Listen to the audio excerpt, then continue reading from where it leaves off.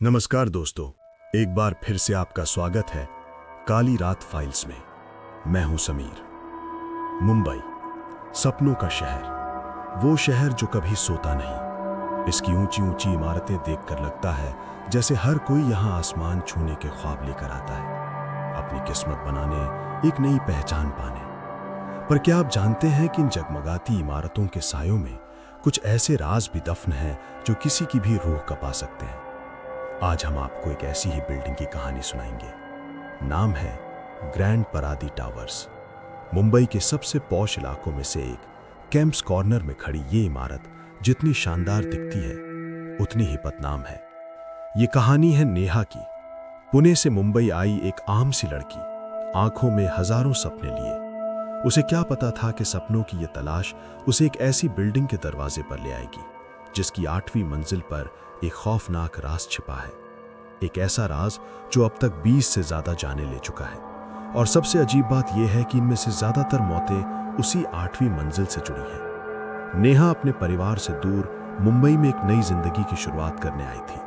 वो एक डिजाइनर थी और एक बड़ी कंपनी में उसकी नौकरी लग गई थी। महीनों की भागदौड़ के बाद उसे ग्रैंड परादी टावर्स के पास ही एक छोटा सा फ्लैट किराए पर मिला। फ्लैट भले ही पुराना था, पर उसकी बालकनी से उन टावर्स का शानदार नजारा दिखता था। नेहा अपनी इस नई शुरुआत से बेहद खुश थी।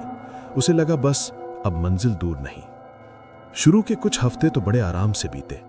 नेहा अपने काम और इस नए शहर की रफ्तार में ढलने लगी। दिन ऑफिस में निकल जाता और रातें बालकनी में बैठकर सामने की इमारतों की रोशनियों को देखते हुए। पर उसे अपने फ्लैट में एक अजीब सी शांति महसूस होती थी। इतनी शांति कि कभी कभी बेचैनी होने लगती। आस पड़ोस के लोग भी ज्यादा घुलते मिलते नहीं थे। शाम होते ही एक अजीब सी खामोशी छा जाती जो मुंबई जैसे शहर में बहुत अजीब था। एक रात काम से लौटते हुए उसे अपनी बिल्डिंग के नीचे एक बुजुर्ग दुकानदार दिखे। नेहा ने यूं ही पूछ लिया, अंकल, यहाँ रात में इतनी शांति कैसे हो जाती है? मुंबई जैसा लगता ही नहीं। दुकानदार ने एक लंबी सांस भरी और ग्रैंड परादी टावर्स की तरफ देखा। बेटा, कुछ खामोशियों में चीखें दबी होती हैं। तुम नहीं हो, ज्यादा मत सोचो, बस रात को अकेले बाहर मत निकलना। नेहा को उनकी बात थोड़ी अजीब लगी, पर उसने ज्यादा ध्यान नहीं दिया और ऊपर चली गई। वो नहीं जानती थी कि यह सिर्फ एक चेतावनी नहीं, बल्कि आने वाले खौफ का पहला इशारा था। उस रात के बाद नेहा को अपने फ्लैट में अजीब चीजें महसूस होने लगी। पहले तो उसने सोचा कि यह बस उसका वहम है, काम का तनाव और अकेलेपन की वजह से ऐसा लग रहा होगा। लेकिन ये घटनाएं धीरे धीरे बढ़ने लगी। अक्सर आधी रात को उसे फुसफुसाने की आवाजें सुनाई देती, जैसे कोई दूसरे कमरे में बात कर रहा हो। वो उठकर देखती तो घर खाली मिलता। कभी कभी लगता जैसे कोई ठीक उसके पीछे से गुजरा हो। वो पलटती तो वहां कोई नहीं होता, बस हवा का एक ठंडा सा झोंका महसूस होता। एक रात वो बालकनी में खड़ी थी। रात का कोई 1 बजा होगा। तभी उसकी नजर सामने ग्रैंड परादी टावर की 8वीं मंजिल पर गई। वहां बालकनी में एक परछाई थी, जैसे कोई औरत खड़ी होकर बस उसे ही देख रही हो। नेहा ने घबराकर आंखें झपकाईं, सोचा शायद कोई वहम होगा। पर जब दोबारा देखा तो परछाई अब भी वही थी, एक टक बिना हिले डुले बस उसे घूर रही थी। नेहा का दिल जैसे हलक में आ गया। उसने कांपते हाथों से बालकनी का दरवाजा बंद किया और अंदर भागी। उस रात उसके कानों में बस वही बात गूंज रही थी, कुछ खामोशियों में चीखें दबी होती हैं। अगले कुछ दिन नेहा सहमी सहमी रही। उसने रात में बालकनी की तरफ जाना ही बंद कर दिया, पर उस 8वीं मंजिल का ख्याल उसके दिमाग से जा ही नहीं रहा था। उसे किसी से इस बारे में बात करने की हिम्मत नहीं हुई। उसे डर था कि लोग उसे पागल समझेंगे। एक दिन ऑफिस में उसने बातों बातों में अपनी एक दोस्त प्रिया से ग्रैंड परादी टावर्स का जिक्र किया। प्रिया मुंबई की ही थी।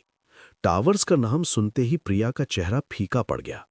उसने हैरानी से पूछा, तुम उसके पास रहती हो? तुम्हें ग्रैंड परादी के बारे में कुछ नहीं पता?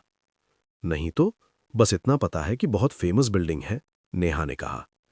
इसके बाद प्रिया ने जो बताया वो सुनकर नेहा सुन्न पड़ गई। प्रिया ने उसे दलाल परिवार की कहानी सुनाई। उसने बताया कि कैसे सालों पहले 14 जून 1998 को 8वीं मंजिल के एक फ्लैट में रहने वाले बुजुर्ग जोड़े वासुदेव और तारा दलाल ने उसी फ्लैट की बालकनी से कूदकर जान दे दी थी। उन्होंने एक सुसाइड नोट छोड़ा था जिसमें उन्होंने अपने बेटे बालकृष्ण और बहू सोनल पर उन्हें टॉर्चर करने का आरोप लगाया था। लेकिन कहानी यहीं खत्म नहीं हुई थी। ठीक 7 साल बाद 28 मार्च 2005 को उसी मामले में कोर्ट का फैसला आने से ठीक पहले उनके बेटे बालकृष्ण, पत्नी सोनल और 19 साल की बेटी पूजा ने भी उसी 8वीं मंजिल की उसी बालकनी से कूदकर सुसाइड कर लिया। एक ही परिवार की 3 पीढ़ियां एक ही फ्लैट में खत्म हो गईं। प्रिया ने बताया, लोग कहते हैं कि उस 8वीं मंजिल पर किसी आत्मा का साया है। दलाल परिवार के बाद भी वहां कई अजीब हादसे हुए। कहते हैं कि वो फ्लैट आज तक खाली पड़ा है, कोई उसे खरीदने की हिम्मत नहीं करता। अब नेहा को सब कुछ साफ हो रहा था। तो क्या वो परछाई एक आत्मा थी? क्या ये सब सुनी सुनाई बातें नहीं बल्कि हकीकत है? आपको क्या लगता है? क्या उस इमारत में वाकई कुछ गड़बड़ है? अपनी राय हमें नीचे कमेंट्स में जरूर बताइएगा और ऐसी ही और कहानियों के लिए हमारे चैनल को सब्सक्राइब करना मत भूलना। अब नेहा को यकीन हो गया था, वो आवाजें, वो परछाइयां, ये सब उसका वहम नहीं था। उस दिन के बाद उसका डर और भी गहरा गया। उसे हर पल लगता कि कोई उसे देख रहा है। उसे डरावने सपने आने लगे। सपनों में उसे बार बार 8वीं मंजिल की वही बालकनी दिखती। उसे दिखता कि एक 19-20 साल की लड़की वहां खड़ी रो रही है और उसे अपनी तरफ बुला रही है। नेहा की हालत बिगड़ती जा रही थी। उसका काम में मन नहीं लगता। वो हर वक्त थकी हुई और डरी हुई रहती। एक रात मुंबई में जोरों की बारिश हो रही थी। बिजली कड़क रही थी।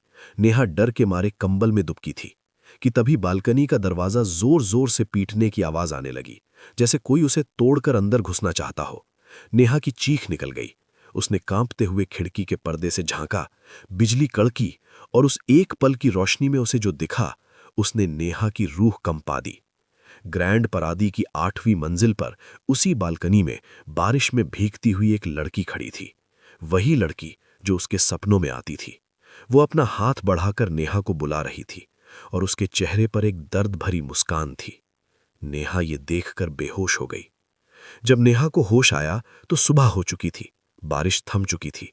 उसे लगा शायद ये एक बुरा सपना था, लेकिन जब उसकी नजर बालकनी के दरवाजे पर पड़ी तो वो खुला हुआ था और उसके हैंडल पर किसी के भीगे हाथों के निशान थे।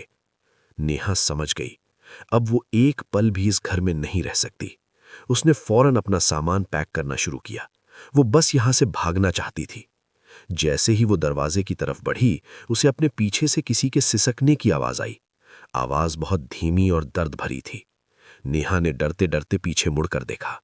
कमरे के कोने में एक धुंधली सी आकृति थी। वो उसी लड़की की आत्मा थी, पूजा दलाल। वो नेहा को डराना नहीं चाहती थी। उसकी आंखों में गुस्सा नहीं, बल्कि एक गहरी उदासी और मदद की गुहार थी। नेहा को अचानक उस लड़की पर गुस्सा नहीं, बल्कि तरस आया। उसने हिम्मत जोड़कर पूछा, तुम क्या चाहती हो? आत्मा कुछ बोली नहीं। उसने बस अपनी उंगली से ग्रैंड परादी टावर्स की तरफ इशारा किया, जैसे वो बताना चाहती हो कि उस फ्लैट में सिर्फ मौतें नहीं, बल्कि बहुत सारा दर्द, घुटन और पारिवारिक कलह दफन है। शायद वो यही कहना चाहती थीं कि उनकी मौत का कारण कोई आत्मा नहीं, बल्कि इंसानों की नफरत और लालच थी। नेहा को एहसास हुआ कि ये आत्माएं शायद किसी को मारना नहीं, बस अपना दर्द बांटना चाहती हैं। शायद वो ये चेतावनी दे रही थीं कि जिस घर को बनाने में जिंदगी लगती है, उसे आपसी झगड़ों से बर्बाद नहीं करना चाहिए। नेहा ने हाथ जोड़े और मन ही मन कहा, मैं तुम्हारा दर्द समझ सकती हूं। मैं प्रार्थना करूंगी कि तुम्हारी आत्मा को शांति मिले। इतना कहते ही वो धुंधली आकृति धीरे धीरे हवा में घुल गई। घर में जो एक भारीपन और ठंडक थी, वो अचानक जैसे खत्म हो गई। नेहा ने उसी दिन वो फ्लैट खाली कर दिया। वो मुंबई छोड़कर नहीं गई, पर उस इलाके से बहुत दूर चली गई।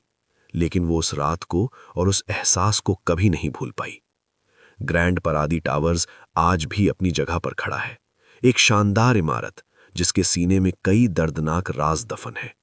दलाल परिवार का वो 8वीं मंजिल का फ्लैट आज भी बंद पड़ा है और लोग कहते हैं कि रात के अंधेरे में वहां से आज भी अजीब आवाजें आती हैं। तो क्या ग्रैंड परादी टावर्स में वाकई कोई ऐसी ताकत है जो लोगों को मौत की तरफ खींचती है, या ये सब बस पारिवारिक त्रासदियों और डिप्रेशन का एक भयानक नतीजा था जिसे लोगों ने अंधविश्वास का चोला पहना दिया? इसका जवाब आज भी एक राज है।